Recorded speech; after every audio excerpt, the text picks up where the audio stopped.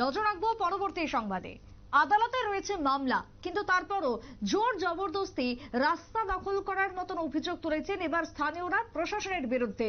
ঘটনা ইন্দিরানগর, মেলাঘরের ইন্দিরানগর এলাকায় মেলাঘর থেকে সোনামুড়া যে মূল সড়কটি রয়েছে সেখানের এই ঘটনা।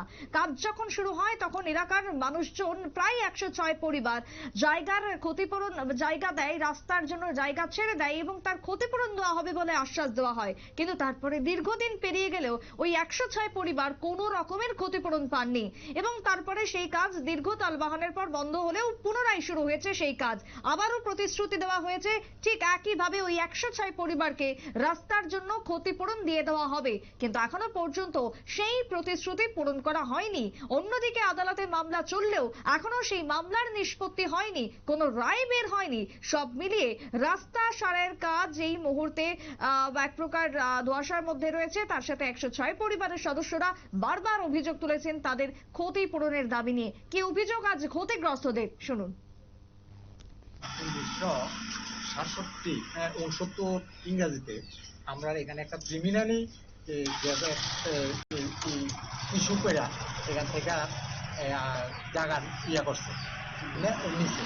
নেওয়ার পরে আমাদের ক্ষতিপূরণ দেয় না। তারপরে পরবর্তী সময় বারবার আমরা কইতে আছি আমাদের ক্ষতিপূরণ। তারা কিন্তু বারবার জোরপূর্বক ভাবে আমাদেরকে করে হেনস্থ করে, মানে আমাদের উপরে প্রেশার ক্রিয়েট করে। পুলিশ প্রশাসন কইতে আরম্ভ করে বারবার এই মিটিং। আমরা এই জায়গাটা যে নিল, আমরা কইতে আছি আমরা, তারা কইতে আছে তারা মানে পিডব্লিউডি ভাবে। এই ব্যাপারে আমরা কোর্টের দ্বারস্থ হয়েছি। একটা 1 বছর যাবৎ কেস চলছে, কোর্টে হিয়ারিং চলছে, কোর্টের মধ্যে তারা কোনো কাগজ দেখাতে পারতে আছে। আপনারা শুনলেন ক্ষতিগ্রস্তদের অভিযোগ। এখন বর্তমানে সোনামুড়া থেকে মেলাঘর পর্যন্ত যে মূল সড়ক রয়েছে সেই সড়ককে কেন্দ্র করে একাধিক অভিযোগ। প্রশ্ন হচ্ছে আদালতে মামলা থাকার পরও কেন এই রাস্তা বা কিভাবে এই রাস্তা নেওয়ার জন্য প্রশাসন চেষ্টা করছে, কি রয়েছে তাহলে এর পেছনে রহস্য? এখনো পর্যন্ত কেন এই 106 পরিবারকে দেওয়া হয়নি কোনো রকমের সাহায্য সহযোগিতা, জানিয়ে প্রশ্ন তৈরি হচ্ছে জোরালো ভাবে। ক্ষতিগ্রস্ত মানুষরা কার্যত পক্ষে ক্ষোভ প্রকাশ করেছেন প্রশাসনের বিরুদ্ধে। ছোট্ট একটা বিরতির পর ফিরে আসবো, সঙ্গে থাকুন।